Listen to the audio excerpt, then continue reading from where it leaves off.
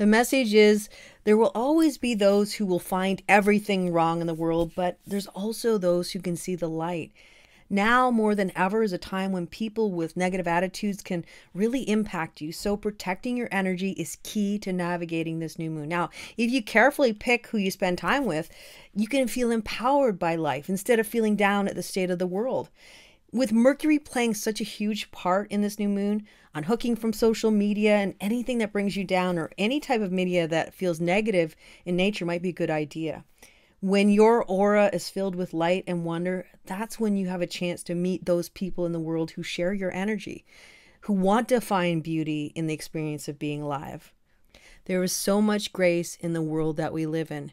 And this new moon asks you to look out and see where that is in your life. And if it isn't there, you'll find it somewhere else. When you're searching for the light, you will find it. But sometimes you have to look in different places to discover the peace and tranquility that is yours to have. Hi, this is Denise Matthew. I hope you're doing well. Well, I'm back on regular schedule, but it seems as though some people like the abbreviated, shorter forms. So I'm going to stick with this format for a little bit longer. And if anybody has any suggestions that they want me to change, please feel free to let me know and I'll see what I can do. So with that said, let's get into the new moon. It's going to be happening on September 14th at Virgo 22 degrees. In the gates 47 and also the gate 22. And as I oftentimes say, the interesting thing about this new moon is, that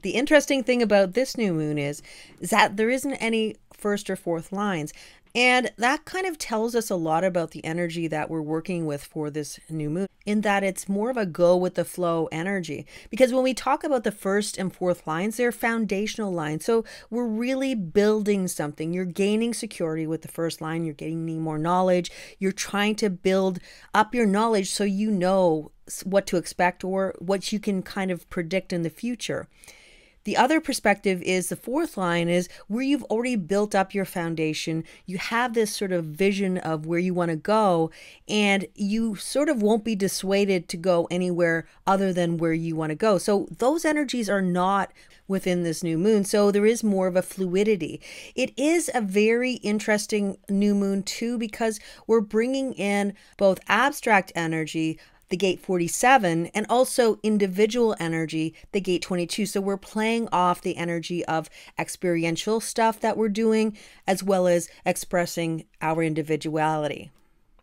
Now, the sun and the moon are going to be in detriment in the gate 47 line 6. And detriment really is the duality of all lines, where we have one side or the other side, and it's not positive or negative, it's just different expressions. When we have a detriment or an exaltation, it really does talk about this idea of leaning to one side or the other. So in other words, the expression of that gate might be more one-sided, as opposed to having the ability to move back and forth between the detriment and exaltation when we have a line that is not fixed. We also have the sixth line being presented to us within this new moon. And the sixth line is where we're moving toward the future. We are moving into a sixth line energy that is supposed to come in 2027.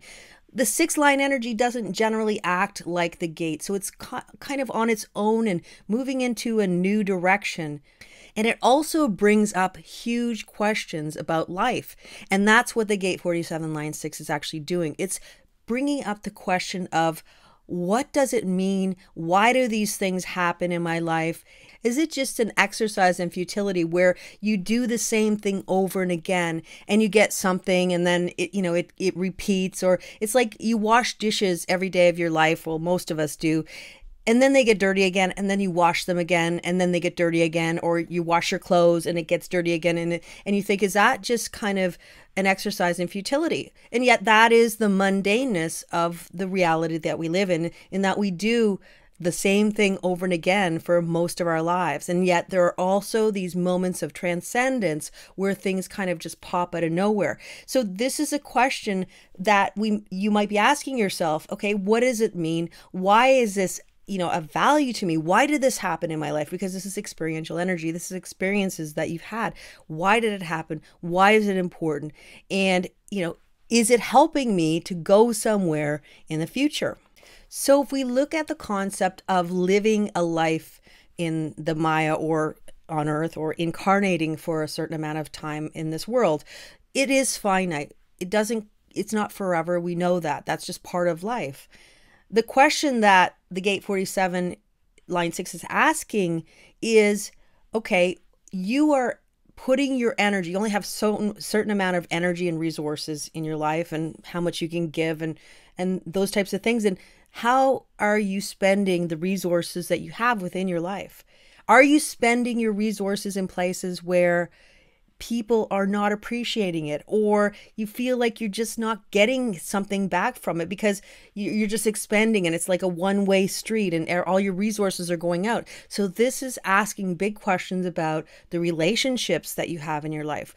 Are you expending your resources in a place that is just not fruitful for you, that is just not beneficial in the way where you are feeling empowered by this relationship?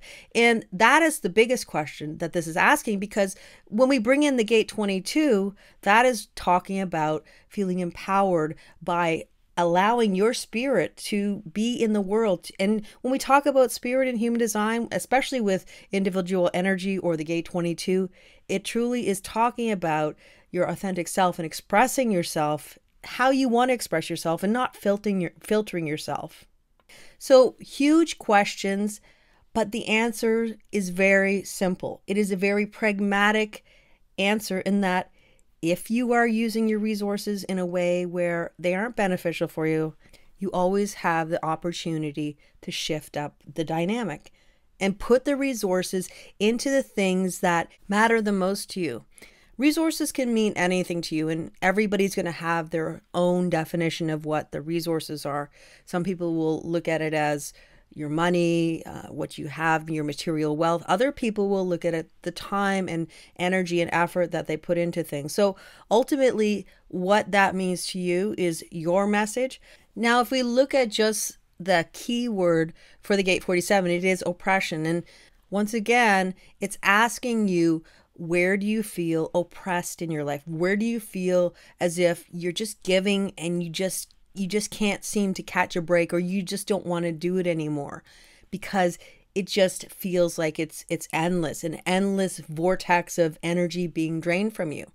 It can even be self-help, things that are always a new course that you're always taking because it's supposed to make the better you, as if you're trying to put armor on that will protect you or to embolden you to live your life on your own terms. But this says that it is time for you to decide what really matters to you, because if you do, then there are divine connections that you can start to open up with other people. And that's where the Gate 22 line 6 comes in play. The Gate 22 line 6 is the counterbalance for the energy of the Gate 47. So if you're feeling oppressed, how do you start to mitigate that or get that to be healed? And what it's talking about with the Gate 26 is it is an expression of the self. It is expression of you. Again, we go back to the spirit of you, this divine expression of your truth, and being able to be who you are on your own terms.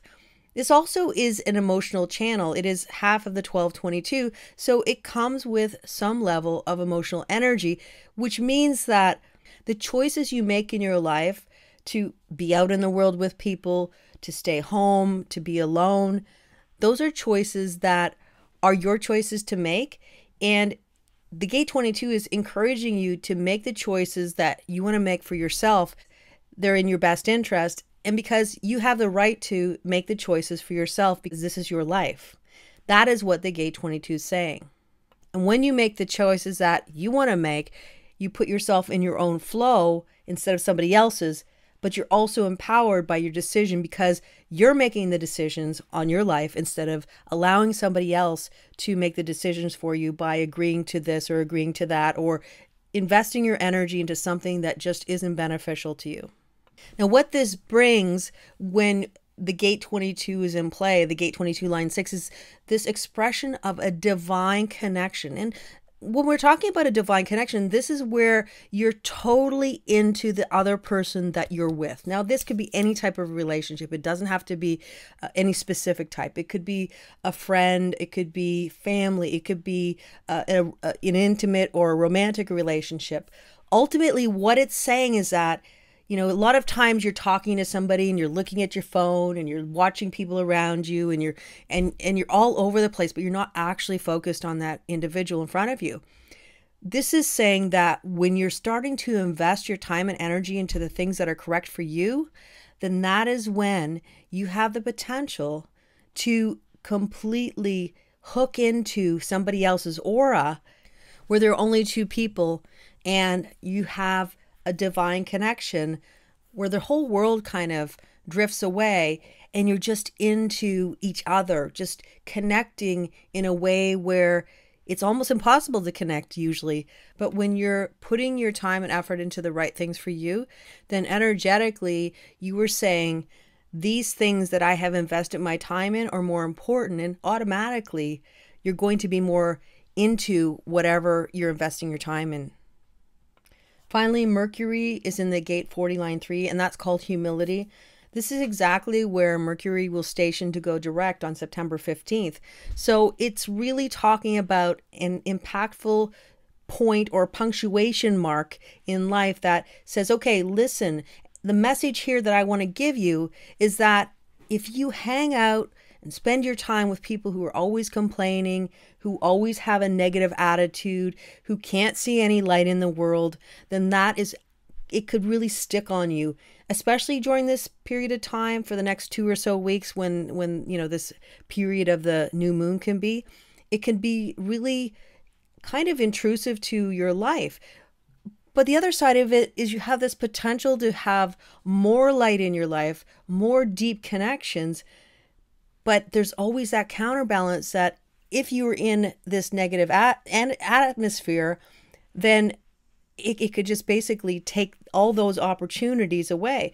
So this is saying, to protect your energy, especially for the next couple of weeks.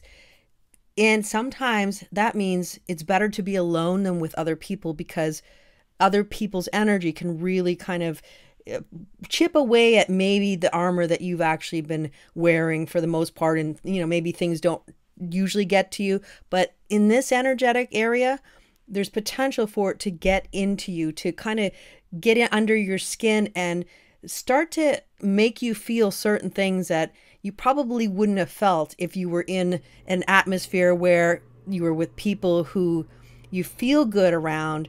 And yeah, sure, we all have our negative moments, but there are certain people who just always see that negative energy that's in the world. The world is falling apart, or they don't see any hope in the world. And those are the types of people to, if at all possible, to truly avoid for the next little while, because they could really be a lot more impactful than normal. With that said, I hope you have a wonderful new moon, and I'll be back again soon. Until then, take care and bye for now.